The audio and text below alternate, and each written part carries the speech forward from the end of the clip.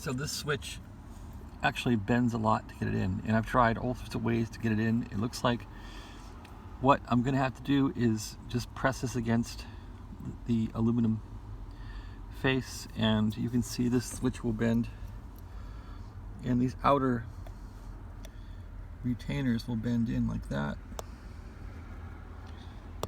So it bends quite a bit.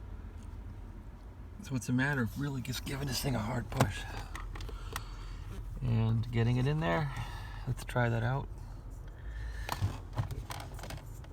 And let's get a clear shot of where it's gonna go.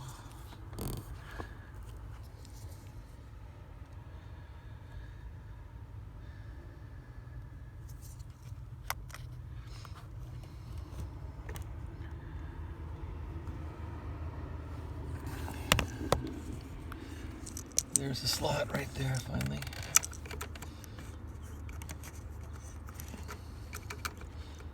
So what's that hitting on? I don't know. Just shove it in. Push it in hard. You can't really get a good video from here of what I'm doing, but I'll try and just push it. Nope.